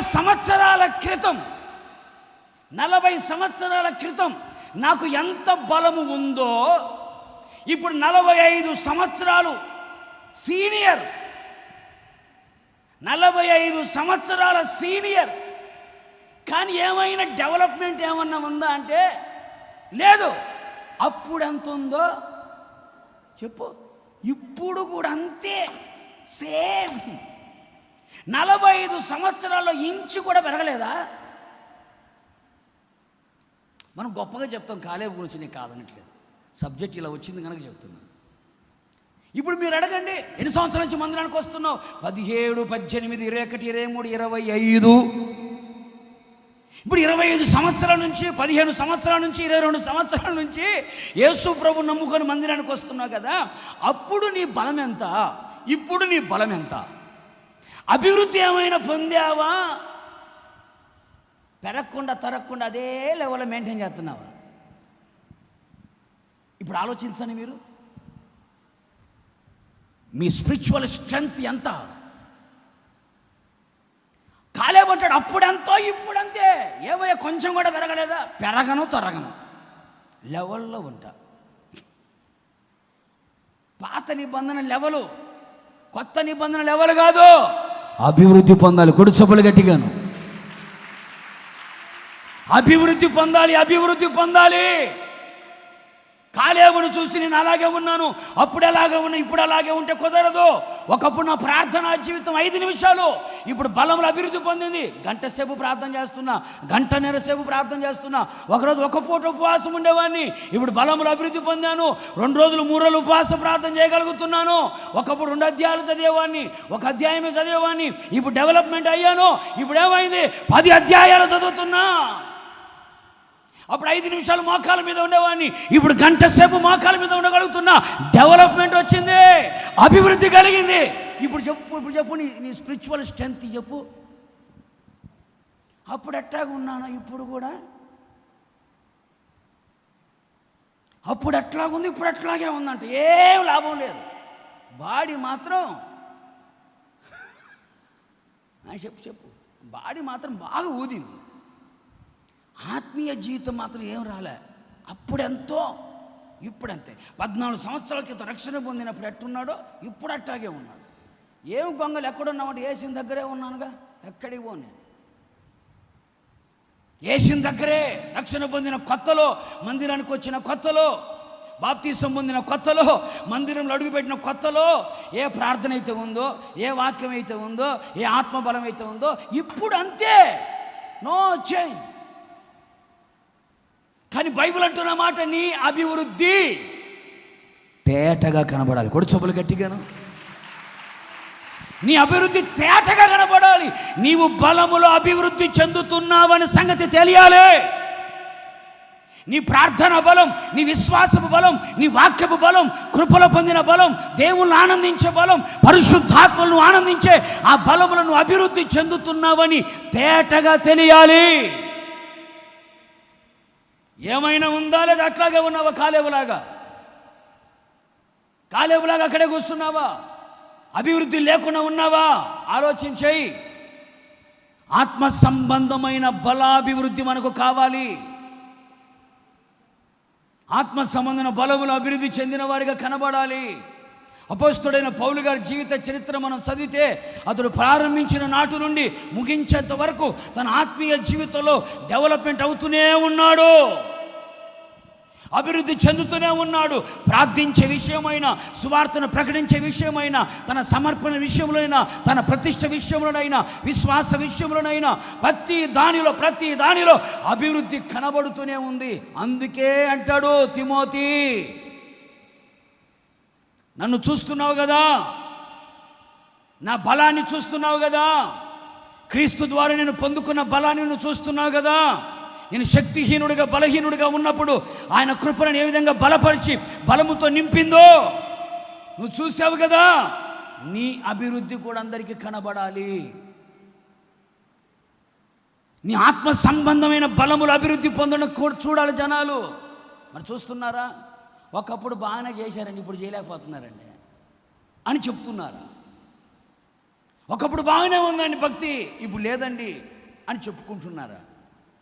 ప్రారంభించినప్పుడు ఇప్పుడు చాలా డెవలప్ అయిందండి. ఒకప్పుడు ఇట్లా లేదండి. ఒకప్పుడు సరిగా ప్రార్థన చేయడం కూడా చేత కాదండి. ఒకప్పుడు వాక్యం కూడా సరిగా చదవడం చేత కాదండి. ఇప్పుడు బాగా అభివృద్ధి పొందాడండి, బాగా అభివృద్ధి పొందాడండి అని జనాలు చెప్పుకోగలుగుతున్నారా? బాప్తీసం పొందినప్పుడు ఎట్టున్నావో ఇప్పుడు అట్టే ఉన్నావు. తెల్ల డ్రెస్ మాత్రం మారింది కానీ మిగతా ఏం మారలా. వైట్ డ్రెస్ మాత్రం వేసుకొని వస్తున్నా కానీ అభివృద్ధి మాత్రం కనపట్లేదు. అందుకేనంటాడు, బలములో అభివృద్ధి చెందిన వాడే ప్రయాణం చేస్తాడు, అలసిపోకుండా సమస్య లేకుండా ప్రయాణం చేస్తాడు. ఎక్కడికి అంటే సియోనికి. కొడు చొప్పులు గట్టిగాను, సియోనికి. తిమోతే, సియోనులో దేవుని సన్నిధిలో కనబడాలి అనుకుంటున్నావా? అయితే బలములో అభివృద్ధి పొంది అందరికీ తేటగా కనబడేటట్టుగా చేసుకొని నీ బలములో అభివృద్ధిని కలిగితే దేవుని సన్నిధిలో కనబడతావు. అందుకని ఆత్మ సంబంధమైన బలములో మనం అభివృద్ధి చెందుదుముగాక. బలములో బలహీనత మనకు రాకూడదు. కీర్తనాకాడైన దావీదు అంటాడు ఏమని, నా దోషము వలన నేనేమయ్యాను, నా దోషము వలన నా బలము తగ్గిపోయెను. దావీదు అంటాడు, నా దోషము వలన బలం ఏమైందంటండి, తగ్గిపోయింది. 31వ కీర్తన 10వ చరణంలో కనపడుతుంది. నేను చేసిన పాపం, నేను చేసిన అతిక్రమం, నేను చేసినటువంటి లోపం, నా పాపం, నా లోపము, నా అతిక్రమం, నా దోషము నాలో ఉన్న బలాన్ని ఏం చేసిందండి, తగ్గిపోయేటట్టు చేసింది. నా ఎముకలు కూడా క్షీణించిపోతున్నాయి. ఈ రోజున నీ బలము తగ్గిపోవడం గల కారణం ఏంటి? ఎందుకు ఆత్మ సంబంధమైన విషయాలలో నువ్వు బలహీనుడిగా ఎందుకు మారావు? బలహీనుడిగా మారావు అంటే అర్థం ఏంటి తెలుసా? ఏదో దోషం, ఏదో పాపం, ఏదో లోపం, ఏదో అతిక్రమము నీలో ఉంది అని అర్థం. పాపం మనలో ఉన్నప్పుడు బలహీనుడు అయిపోతాం. బైబిల్ మీరు చూడండి, సంసోను మనకు కనబడతాడు. సంసోను పాపము చెయ్యక మునుపు బలవంతుడే. ఎప్పుడైతే పాపములో పడిపోయాడో, శరీర కార్యాలలో పడిపోయాడో, తుచ్చమైన అభిలాషల వైపు పరిగెత్తాడో, పాపపు ఒడిలో ఎప్పుడైతే కూర్చున్నాడో, పడుకున్నాడో, నిద్రించాడో, ఏమైందండి? పరిశుద్ధత ఉన్నంత వరకు బలవంతుడే. పరిశుద్ధత ఎప్పుడైతే పోయిందో, అపవిత్రుడికి ఎప్పుడైతే మారాడో, అతనిలో నుండి బలము తొలగిపోయెను. అతనిలో నుండి బలము తొలగిపోయెను. బలము ఎందుకు తొలగిపోయింది? దోషం అతనిలో ఉన్నందువలన. ఎందుకు బలహీనుడిగా మార్చబడుతున్నావు? పాపము నీలో ఉన్నందువలన. ఎందుకు శక్తిహీనుడిగా మార్చబడుతున్నావు? కారణం లోకాశలో పడిపోయినందువలన. లోకపు ప్రేమలో, లోకపు మాయలో, లోకపు మత్తులో, లోకపు ఇచ్చలలో పడిపోయినందువలన. అందుకే పౌలు గారు అంటాడు, మిమ్మల్ని బలమైన ఆహారాన్ని పెట్టి మిమ్మల్ని పెంచుదాం అనుకున్నాను, కానీ మీరు ఇంకా బలహీనులే. ఎందుకు తెలుసా? మీరు శరీర సంబంధులు గనుక. శరీర సంబంధులుగా ఉన్నారు గనక బలహీనులైపోయారు. ప్రకృతి సంబంధులుగా ఉన్నారు గనక బలహీనులైపోయారు. ఆత్మ సంబంధులుగా ఉన్నవారే బలవంతులుగా మార్చబడతారు. కొడు చప్పులు గట్టిగాను. అందుకని ప్రియ సహోదరుడా, సహోదరి, పరిశుద్ధత కలిగిన వాడు బలములో అభివృద్ధి చెందుతాడు. అపవిత్రత మనలో ప్రారంభించబడిందంటే, దోషం మనలో ప్రవేశించిందంటే నీ బలము తగ్గిపోతుంది, నీ కౌంట్ డౌన్ స్టార్ట్ అవుతుంది అని అర్థం. ఎక్కువ వివరించను. రెండవదిగా మన బలము ఏమవ్వాలండి? అభివృద్ధి చెందాలి. ఈ అభివృద్ధి అందరికీ చెప్పాలి గట్టిగా. అమ్మో, చూడ్డానికి ముసలోడైనా ఏం ప్రార్థన చేస్తున్నాడండి, చూడ్డానికి ముసలమ్మ అయినా ఏంటి కళ్ళు కనపడకపోయినా కళ్ళజోడు పెట్టుకున్నలో బైబిల్ చదువుతుంది అంటే అంటే ఏం కనపడాలండి? మన భక్తిలో ఏం కనపడాలి? బలం కనపడాలండి, భక్తిలో శక్తి కనపడాలండి. అది జనాలు చూడాలి. అంటే జనాలు చూడాలని చేయడం కాదు చెప్పేది, తేటగా కనబడాలి. దేవునికి మహిమ కలుగునుగాక. దేవుడు మన సంఘాన్ని బలములో అభివృద్ధి పరచునుగాక. ఈ అభివృద్ధి అందరికీ తేటగా కనబడునుగాక. ప్రభు ఎదుట దేవుని సన్నిధిలో సీయోనులో మనం కనబడేదముగాక. కొడు సభలు గట్టిగా ప్రభువుకి, గట్టిగా. మూడవ మాట, తెస్సలోనికైలకు రాసిన ఇంచుమించుగా 3 విషయాలు ఇందులోనే కనబడతాయి మనకి. తెస్సలోనికైలకు రాసిన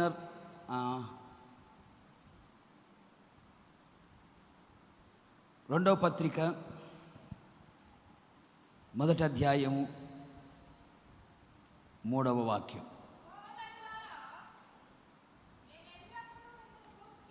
సహోదరులారా, మేమెల్లప్పుడు మిమ్మును గూర్చి దేవునికి కృతజ్ఞతాస్తుతులు చెల్లించుటకు బద్ధులమై ఉన్నాము. ఇది కరెక్టే. ఏలయనగా మీ విశ్వాసము బహుగా, అబ్బో అభివృద్ధి కాదు సుమి, బహుగా అభివృద్ధి పొందుచున్నది. మీ అందరిలో ప్రతివాడును ఎదుటివాని ఎడల చూపు ప్రేమ. ఆహా, ఎంత మీ గురించి మేము థ్యాంక్స్ చెబుతున్నాం ప్రభుకి. ఎందుకంటే దశభాగాలు బాగిస్తున్నారని కాదు, కానుకలు తీసుకొస్తున్నారని కాదు, పిడికెడు బియ్యం తీసుకుని వస్తున్నారని కాదు, తెల్లబట్టలు వేసుకొని వస్తున్నారని కాదు. మీ గురించి మేము ప్రభుకి, ప్రభువా తెస్సలోనికైలో ఉన్న సంఘం కొరకు స్తోత్రమయ్యా, విశ్వాసుల కొరకు స్తోత్రమయ్యా అని ప్రభువుకి మనసారా నిండు మనసుతో మేము స్తోత్రం చెబుతున్నాం. నిజంగా ఇది కరెక్టే. మీ గురించి మేము స్తోత్రం చెబుతున్నామంటే ఇది కరెక్టే, యుక్తమే. ఎందుకో తెలుసా? మీ విశ్వాసము బహుగా అభివృద్ధి పొందుచున్నది. విశ్వాసములో మీరు అభివృద్ధి చెందుతున్నారు. అభివృద్ధి కాదు, వృద్ధి వేరు, అభివృద్ధి వేరు, బహుగా అభివృద్ధి వేరు, అత్యధిక అభివృద్ధి వేరు, మహా అభివృద్ధి వేరు. మీ విశ్వాసము బహుగా అభివృద్ధి చెందుచున్నది. అందుకని ప్రభువుకు మేమేం చెప్తున్నాము? చెప్పాలి. కృతజ్ఞతాస్తుతులు చెల్లిస్తున్నాము. ప్రేమైన దేవుని బిడ్డలారా, మీరు ఇంటికి వెళ్ళిన తర్వాత ఈ 2 పత్రికలు మీరు చదవండి.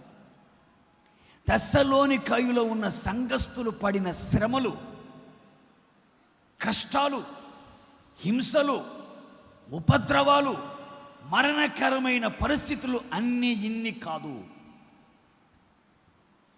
అలాంటి ఉపద్రవాల మధ్యలో, అలాంటి శ్రమల మధ్యలో, అలాంటి కష్టాల మధ్యలో, ఆ కష్టాల కొలువిలబడి కాల్చబడుతూ, నిందల మధ్యలో, అవమానాల మధ్యలో, ఇరుకు ఇబ్బందుల మధ్యలో ఈ సంఘము పుటము వేయబడి ఉన్నది. అందుకే సంఘముతో అంటాడు, మీరు అనేక శ్రమలు పొందిన పిమ్మట దేవుని రాజ్యానికి వెళ్తారు. అన్ని శ్రమలు ఈ సంఘములో ఉన్న విశ్వాసులకు ఎదురయ్యాయి. అదే గనక మనకొచ్చింది ఇప్పుడు పారిపోయిండే వాళ్ళం. అలాంటి శ్రమల మధ్యలో, అలాంటి కష్టాల మధ్యలో, అలాంటి హింసల మధ్యలో, ఉపద్రవాల మధ్యలో దేవుని యొక్క సువార్తను విని అంగీకరించి దేవుని యొద్ద నుండి పొందుకున్న విశ్వాసాన్ని పోగొట్టుకోకుండా, విశ్వాసముల బలహీనులు కాకుండా, విశ్వాసములు తొలగిపోకుండా, అల్ప విశ్వాసులుగా మారకుండా, విశ్వాస భ్రష్టులు కాకుండా, ఉన్న విశ్వాసముతో సర్దుకోకుండా విశ్వాసములో అభివృద్ధి పొంది, ఆ అభివృద్ధి చాలదని బహుగా అభివృద్ధి పొందారు. కుడిచబలు గట్టిగాను. విశ్వాసాన్ని వదులుకోలేదు, విశ్వాసాన్ని విడిచిపెట్టలేదు, విశ్వాసములో నిలబడ్డారు, విశ్వాసములు నిలదొక్కున్నారు, విశ్వాసములో అభివృద్ధి పొంది అది బహుగా అభివృద్ధి పొందేటట్టుగా చేసుకున్నారు. ఒక్కసారి మీరు ఆలోచించండి. సేవకులుగా ఉన్న మేమైనా, విశ్వాసులుగా ఉన్న మీరైనా, మన విశ్వాసం ఏ మాత్రం అభివృద్ధి పొందిందో లేదో చూడు. గడ్డి పరక అంతైన అభివృద్ధి పొందిందా? విశ్వాసులమని చెప్పుకుంటున్నాం, మంచిదే. విశ్వాసములో ఉన్నామని చెప్పుకుంటున్నాం, మంచిదే. కానీ విశ్వాసపు క్రియలు, విశ్వాసపు మాటలు, విశ్వాసపు చూపు, విశ్వాసపు నడక ఉందా? వెలిచూపుతో చూస్తున్నావా? విశ్వాసంతో చూస్తున్నావా? విశ్వాస జీవితం కొంచెమైనా చేయగలుగుతున్నామా? ఒకప్పుడు సమస్య వచ్చినా, ఒకప్పుడు రోగం వచ్చినా, ఒకప్పుడు కష్టం వచ్చినా, ఒకప్పుడు ఉద్యోగం కావాలన్నా, పెళ్ళి కావాలన్నా, పిల్లలు కావాలన్నా, ఇల్లు కొనాలన్నా, ఇల్లు కట్టాలన్నా, స్థలం కొనాలన్నా, ఏది కావాలన్నా, ఏది పొందుకోవాలన్నా దేవుని సన్నిధికి వెళ్ళి మోకరించి ప్రార్థన చేసి విశ్వాసముతో అడిగేవాళ్ళు. విశ్వాసముతో అడిగేవాళ్ళు. ఇప్పుడు విశ్వాసముతో అడిగేవాళ్ళు లేరు. విశ్వాసముతో ప్రార్థించేవాళ్ళు లేరు. విశ్వాసముతో ఎదురు చూచేవాళ్ళు లేరు. విశ్వాసాన్ని కోల్పోయారు. కొందరిలో విశ్వాసమే లేదు. విశ్వాసమే లేదండి. అసలు పేరుకు మాత్రం బైబిల్ పట్టుకుని మందిరానికి తగునాను వస్తున్నామే కానీ విశ్వాసమే లేదు. ఒకప్పుడు విశ్వాసముతో ఉండి ఆయన వెదికే వారికి ఆయన ఏమిస్తాడట? ఫలము దయచేస్తాడు. ప్రార్థన చేస్తే ఆలకిస్తాడు. చేతులు ఎత్తితే చేతులు పట్టుకుంటాడు. కన్నీళ్ళు విడిస్తే కన్నీళ్ళు తుడుస్తాడు. నోరు తెరిస్తే నోటి నింపుతాడు. మోకాళ్ళ మీద ఉంటే ఆయన మన దగ్గర దిగు వస్తాడు. ఉపవాసం ఉంటే దేవుడు కార్యాలు చేస్తాడని నమ్మకం ఉండేదండి. ఇప్పుడు లేదు. ఇప్పుడు విశ్వాసం లేదు. విశ్వాసమే లేకపోతే విశ్వాసాల అభివృద్ధి ఎలా వస్తుందండి? ఉంటే కదా అభివృద్ధి పొందడానికి, ఉంటే కదా అభివృద్ధి చెందడానికి కొంచెమన్నా ఆస్కారం ఉంటుంది. అసలే లేకపోతే అభివృద్ధి ఏమొస్తుందండి?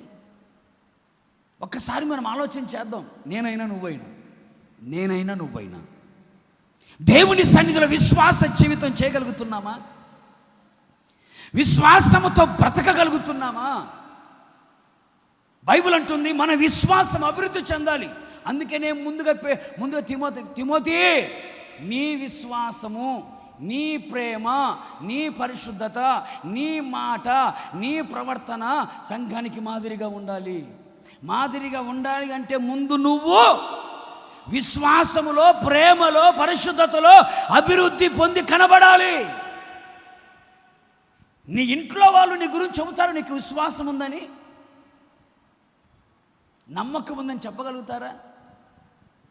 ఈరోజు నమ్మకం పోయిందండి.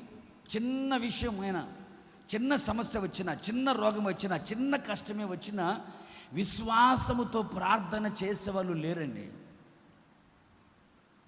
విశ్వాస సహితమైన ప్రార్థన లేదు. ఎంతవరకు విశ్వాసాన్ని కోల్పోతున్నారు. అవిశ్వాసులుగా మార్చబడిపోతున్నారు. విశ్వాస భ్రష్టులుగా మార్చబడిపోతున్నారు. విశ్వాసహీనులుగా మార్చబడిపోతున్నారు.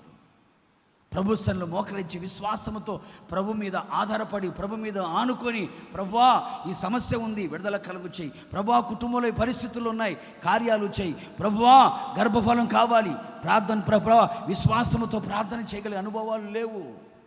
ఏది కావాలన్నా వాళ్ళ మీద, వీళ్ళ మీద, డాక్టర్ల మీద, వైద్యుల మీద, వీళ్ళ మీద ఆధారపడుతున్నారే కానీ విశ్వాసం మీద ఆధారపడే వాళ్ళు లేరు. ఒకప్పుడు ఉండేది, ఇప్పుడు లేదు.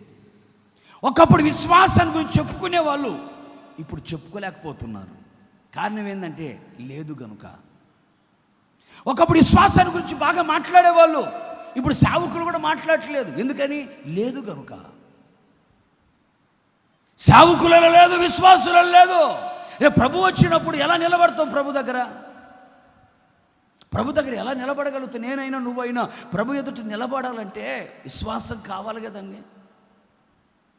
అందుకని మనుష్య కుమారుడు ప్రత్యక్షమైనప్పుడు వీరిలో నేను విశ్వాసాన్ని చూస్తానంటావా?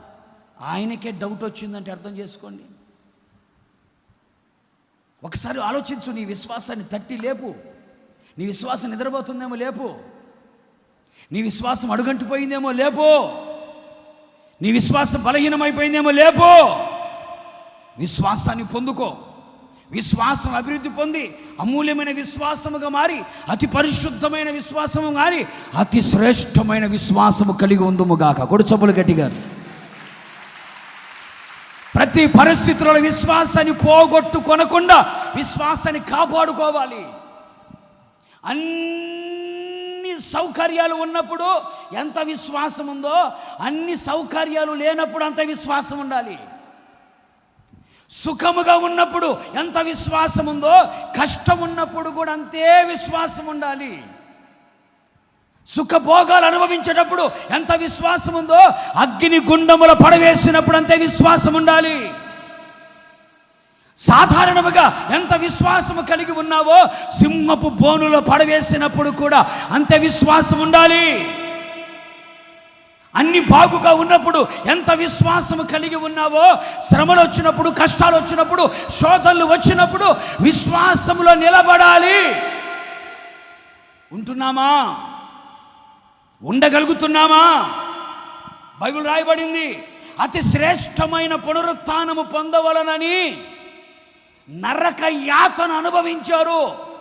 చర్మాన్ని ఒలుస్తూ ఉన్నా, అగ్నిలో కాల్చివేస్తున్నా, నూనె బాండిలో పడవేస్తూ ఉన్నా విశ్వాసాన్ని కోల్పోలేదు పరిశుద్ధులు. విశ్వాసాన్ని కోల్పోలేదు. బతికుండగానే చర్మాన్ని ఒలిచేశారు, చుట్టూ కట్టేసి చర్మాన్ని ఒలిచేశారు. బతికుండగానే విశ్వాసాన్ని కోల్పోలేదు. బాగా కాగుతున్నటువంటి ఎండి నూనెలో తీసుకెళ్ళి సజీవంగా పడవేశారు, అయినా విశ్వాసాన్ని కోల్పోలేదు. రంపాలతో కోసారు, అయినా విశ్వాసాన్ని కోల్పోలేదు. మరి ఈ రోజున ఒక్కసారి మీరు ఆలోచించండి, దేవుని మీద ఉన్న నీకు విశ్వాసం ఎంత? దేవుని మీద విశ్వాసం ఎంత కలిగి ఉన్నావు?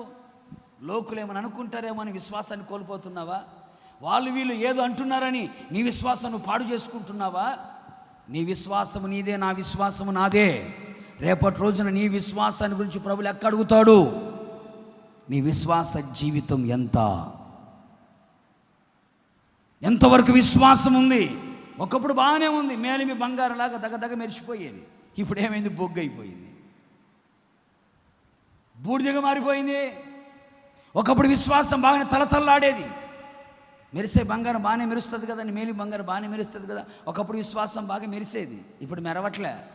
ఎందుకంటే పొయ్యిలో పెట్టబడిన కట్టె కాల్చబడి బొగ్గైపోయినట్టుగా అయిపోయిందంటే విశ్వాసం. విశ్వాసాన్ని కోల్పోతున్నారండి చాలామంది. విశ్వాసం నుంచి తొలగిపోతున్నారు, విశ్వాసహీనులుగా మార్చబడిపోతున్నారు.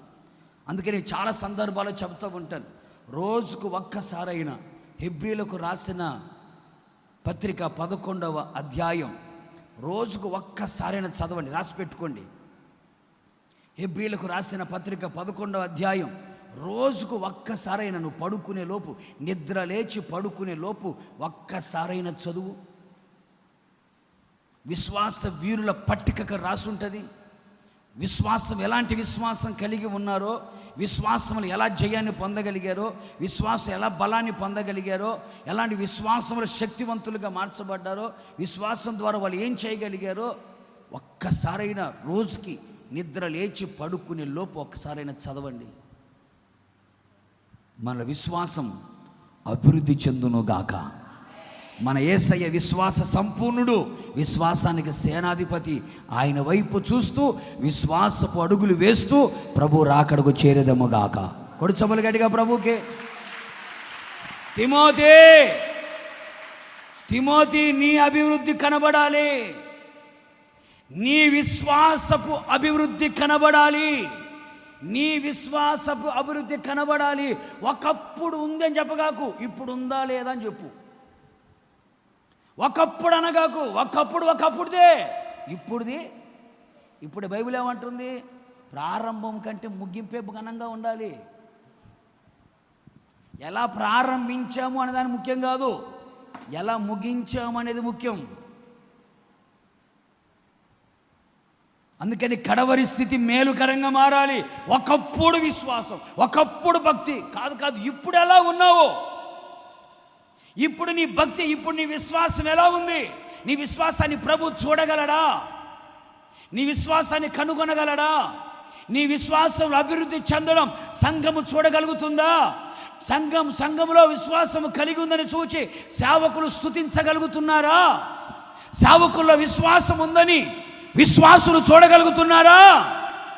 మా సేవకుడు విశ్వాసము కలిగిన వాడు, మా సేవకులు విశ్వాసం మీద ఆధారపడేవాళ్ళు, విశ్వాసముతో ప్రయాణము చేసేవాళ్ళు, విశ్వాసం మూలముగా జీవించేవాళ్ళని సంఘము చూడాలి, విశ్వాసులు చూడాలి సేవకులని. చూడగలుగుతున్నారు సేవకుల విశ్వాసం? సేవకుల విశ్వాసం సంఘము చూడాలి, సంఘములో ఉన్న విశ్వాసం సేవకులు చూడాలి, మన విశ్వాసం అందరూ చూడాలి, మన యేసయ్య చూడాలి. కుడి చప్పలు గట్టిగాను. విశ్వాసములో అభివృద్ధి అందరికీ తేటగా కనపడాలి. ఈ డెవలప్మెంట్ కావాలి. మరికి ఉందా లేదా మనకి? చివరి మాట, కొడు చప్పలు గట్టిగాను. ఓకే, ఇదే పత్రిక తెస్సలోనికేయులకు రాసిన మొదటి పత్రిక. ఈ మాట చెప్పి నేను ముగిస్తాను. 4వ అధ్యాయం మొదటి 2 వాక్యాలు. మెట్లెక్కు సహోదరులారా, మెట్టుకు సహోదరులారా, మేము ప్రభువైన యేసు ద్వారా మీకిచ్చిన ఆజ్ఞను మీరు ఎరుగుదురు కాగా, మీరేలాగు నడుచుకొని దేవుని సంతోషపరచవలెనో మా వలన నేర్చుకొనిన ప్రకారముగా మీరు నడుచుకొనుచున్నారు. ఈ విషయములో మీరు అంతకంతకు అభివృద్ధి నొందవలనని మిమ్మును వేడుకొని ప్రభువైన యేసునందు హెచ్చరించుచున్నాను. 4వదిగా ఈ మాట చెప్పి నేను ముగించేస్తాను. 4వది రాయబడిన మాట ఈ సంఘాన్ని చెబుతున్నాడు. తెస్సలోనికయులో ఉన్న సంఘమా, విశ్వాసులారా, పరిశుద్ధులారా, ఆత్మీయులారా, ఏంటి నిరీక్షణ కలిగిన వారులారా, ప్రభు రాకడ కొరకు సిద్ధపడుతున్న వారులారా. ఎందుకంటే రాకడని గురించి వీళ్ళకి బాగా రాశాడు, ఈ సంఘానికి బాగా రాశాడు అని చెప్పి ఏమంటాడంటే, మీరు మా వలన నేర్చుకున్నారు. ఏం నేర్చుకున్నారు? డ్రెస్ ఎలాగేయాలో, చెప్పులు ఎలాగేయాలో, మైక్ ఎలా పట్టుకోవాలో, ఎలా, ఇది కాదు. మా వలన మీరు నేర్చుకున్నారు. ఏం నేర్చుకున్నారు? ఒక సేవకుని ద్వారా సంఘం ఏం నేర్చుకోవాలి? పాటలు ఎలా పాడాలో, వాయిద్యాలు ఎలా వాయించాలో, డ్రెస్సింగ్ స్టైల్ ఎలా ఉండాలో, లేకపోతే ఎలా ఉండాలో, ఇది కాదు. సేవకుడి ద్వారా సంఘం నేర్చుకోవాల్సింది ఏంటంటే, మా వలన మీరు నేర్చుకున్నారు. ఏం నేర్చుకున్నారు? దేవుణ్ణి ఎలా సంతోష పెట్టాలో. ఏ మాట అండి! దేవుణ్ణి ఎలా సంతోష పెట్టాలో మా వలన మీరు నేర్చుకున్నారు కదా. మీరు కూడా దేవుణ్ణి సంతోషపరిచే విషయములో అంతకంతకేమవ్వాలి? అభివృద్ధి పొందాలని హెచ్చరిక చేస్తున్నాను, వార్నింగ్ ఇస్తున్నా, హెచ్చరిక చేస్తున్నా మిమ్మల్ని. మీరు అభివృద్ధి పొందాలి. దేంట్లో అభివృద్ధి పొందాలి? దేవునిని సంతోషపరిచే విషయంలో అభివృద్ధి పొందాలి. తిమోతి, నువ్వు ప్రసంగమే చేసినా, నువ్వు పాటే పాడినా, పరిచర్య చేసిన, కానుక ఇచ్చిన, దశమ భాగమే ఇచ్చిన, సేవకులను ప్రేమించిన, సేవకు సహకరించిన, నువ్వేది చేసినా కూడా దేవునిని సంతోషపరిచేటట్టుగా నువ్వు చెయ్యాలి. సేవకులు సంతోషించాలని చెయ్యొద్దు, మనుషులు సంతోషించాలని చెయ్యొద్దు. దేవుడు సంతోషిస్తున్నాడా లేదా అని చెయ్యి. ఈరోజు చాలామంది సేవకులైనా విశ్వాసులైనా ఎంతవరకు ఎలా మారిపోయారో తెలుసా అండి? ఆయన మా ద్వారా సంతోషపడితే చాలు, పాస్టర్ గారిని సంతోష పెడితే చాలు, సిస్టర్ని సంతోష పెడితే చాలు, పెద్దలని సంతోష పెడితే చాలు, నాయకులు సంతోష పెడితే చాలు అని అనుకొని చాలామంది మనుషులను సంతోష పెడుతున్నారు. అదే సమయంలో దేవుని దుఃఖపరుస్తున్నారు. మనం నేర్చుకోవలసిన పాఠం ఏంటంటే, ఒక సేవకుడు, ఒక సంఘ పెద్ద, ఒక విశ్వాసి, ఒక పరిచారకుడు ఎప్పుడు తన మనస్సులో ఏమనుకోవాలంటే, నా ద్వారా నా యేసయ్య సంతోషపడాలి, దేవుని సంతోషపరిచే పరిచర్య నేను చేయాలి, దేవుడు ఆనందించే సేవ నేను చేయాలి, దేవుడు సంతోషపడే విశ్వాస జీవితం నేను చేయాలి. మనుషులు నా ద్వారా సంతోషపడకపోయినా నో ప్రాబ్లం, దేవుడు మాత్రం నా వల్ల సంతోషపడాలి. ఇది మీరు మా వలన నేర్చుకున్నారు. ఇందులో మీరేమవ్వాలి? అంతకంతకు అభివృద్ధి పొందాలి. ఒక్కసారి మనం ఆలోచన చేద్దాం. ఇప్పుడు నువ్వు ఎవరిని సంతోషపెడుతున్నావు? దేవుని కంటే ఎవరిని సంతోషపెడుతున్నావు? నీ భర్తనా, నీ భార్యనా, నీ పిల్లలనా, నీ తల్లిదండ్రుల కాదనట్లేదు. దేంట్లో అభివృద్ధి కనపడాలి? అబ్బా, నాకు నా కొడుకు అంటే చాలా ప్రేమ అండి, వాడి కోసం ఏదైనా, వాడి సంతోషం కోసం ఏదైనా చేస్తానండి, మా ఆయన సంతోషం కోసం ఏదైనా చేస్తానండి, మందిరానైనా అనుకుంటానండి, నా భార్య సంతోషం కోసం మందిరానైనా మానుకుంటా, నా భర్త సంతోషం కోసం మందిరానైనా మానుకుంటా. మనుషుల సంతోషము కోసం దేవునికి అయిష్టుడిగా మారి దేవుని దుఃఖపరుస్తావా? జాగ్రత్త సుమి. దేవుని గనక దుఃఖపరిచావా, ఆయన నీకు విరోధి అవుతాడు. బైబిల్ రాసిన యెషయా గ్రంథంలో, ఆయన మీద తిరుగుబాటు చేసి పరిశుద్ధాత్మను దుఃఖపరిచారా, ఆయన మీకు విరోధి అవుతాడు. ఆయన శత్రువు అయితే ఎలా ఉంటుందో ఒకసారి ఊహించుకోండి. పరిశుద్ధాత్మని దుఃఖపరచకూడదు, దేవుని దుఃఖపరచకూడదు. అందుకని మనం ఎప్పుడు కూడా యేసయ్యను సంతోషపరిచేవారిగా ఉండాలి. మన ప్రవర్తన, మన జీవన శైలి, మన చూపు, మన ఆలోచన, మన నడక, మన పడక, మన ప్రవర్తన, మన ప్రార్థన, మన విశ్వాసం, మన భక్తి, మన పరిశుద్ధత ఎంతవరకు దేవుణ్ణి సంతోషపరిచేదై ఉండాలి. దేవుడికి స్తోత్రం. అందుకని కొలస్సయ సంఘానికి రాస్తూ అంటాడు, అన్ని విషయములలో ప్రభువుని సంతోషపరచాలి. ఏనండి, కొన్ని విషయాల్లో కాదు, అన్ని విషయాల్లో ప్రభుని సంతోషపెట్టాలి. ఒక ఘాటైన మాట మాట్లాడతాడు. ఏమని? నేను మనుషులను సంతోషపెడుతున్నానా, దేవుని సంతోషపెడుతున్నానా? ఒకవేళ మనుషులను సంతోషపెట్టేవాడినే అయితే క్రీస్తు దాసుడను కాకపోదును. ఘాటైన మాట. మనుషులను సంతోషపెట్టేవాడినే అయితే, నేను చేసే ప్రసంగం మనుషులను సంతోషపెట్టేది అయితే, నేను చేసే పరిచర్య మనుషులను సంతోషపెట్టేది అయితే క్రీస్తు దాసుడను కాకపోదును. రోషము కలిగిన మాట. అందుకనే పౌలు గారు కఠినముగా వాక్యం చెప్పిన, హెచ్చరికతో వాక్యం చెప్పిన, బలముగా వాక్యం చెప్పిన, అది సంఘానికి నొచ్చుకున్నా, సంఘానికి అయిష్టముగా ఉన్నా, కానీ ఆ బోధ ఎవరికి సంతోషం అంట? దేవునికి సంతోషం. ఎందుకని? నేను క్రీస్తు దాసుడను గనుక దేవుణ్ణే సంతోషపరుస్తాను. కొడు చెప్పులు గట్టిగాను. మనుషులను సంతోష పెట్టడానికి దేవునికి ఆయాసమైన కార్యాలు నేను చెయ్యను. మనుషులను సంతోష పెట్టడానికి దేవుడు కోపగించుకునే కార్యాలు నేను చెయ్యను. మనుషులను సంతోష పెట్టడానికి దేవునికి హేయమైన కార్యాలు నేను చెయ్యను. ఒక్కసారి మనం ఆలోచించేద్దాం. నేనైనా నువ్వైనా మనమందరము యేసయ్యను సంతోష పెట్టే విషయంలో ఏమవ్వాలి? అభివృద్ధి పొందాలి. యేసయ్యను సంతోష పెట్టాలి. ఉదయం లేచిన దగ్గర నుంచి కళ్ళు తెరిచి మళ్ళీ కళ్ళు మూసేంత వరకు కూడా అనుక్షణం ప్రతి క్షణం నీ మనస్సులో మెదిలాడవలసింది ఏంటంటే, దేవుని నేను సంతోషపెట్టాలి. ఎలా సంతోషపెట్టాలి? ఏ విధంగా సంతోషపెట్టాలి? ఇదే ఆలోచనలో మనం ఉండాలి.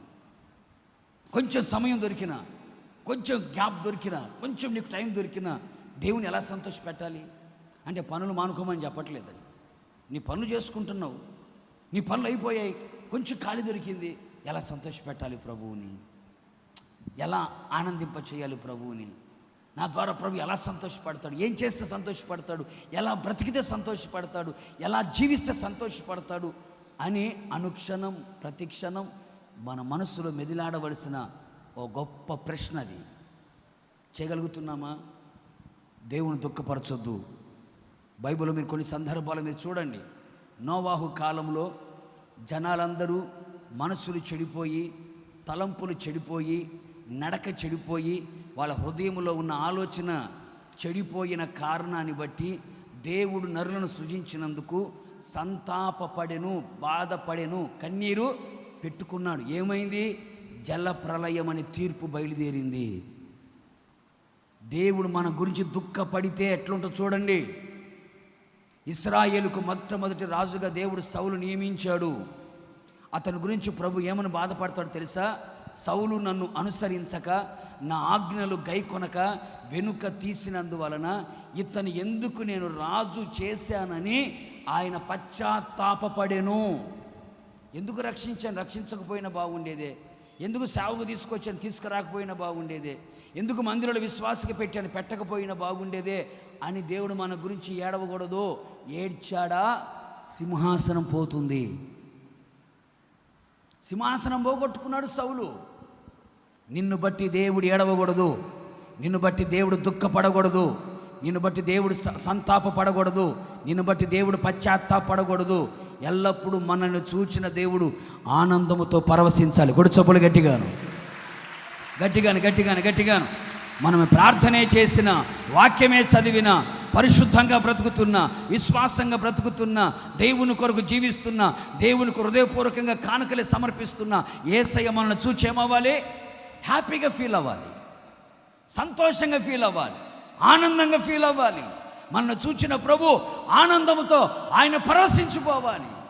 మనల్ని చూచి దుఃఖపడకూడదు, మనం చూచి కోప్పడకూడదు. అందుకని సంఘంతో చెబుతున్నాడు, తెస్సలోనికైలో ఉన్న సంఘమా, మేము దేవుని ఎలాగ సంతోషపరుస్తున్నామో మీరు ఆ విధంగానే దేవుని సంతోషపరిచే విషయంలో అంతకంతకు అభివృద్ధి చెందాలి. తిమోథీ జాగ్రత్త, దేవుని సంతోషపరిచే విషయంలో నీ అభివృద్ధి తేటగా కనబడాలి. కొడు సభలు గట్టిగా ప్రభువుకి గట్టిగాని గట్టిగాని గట్టిగాని గట్టిగాని.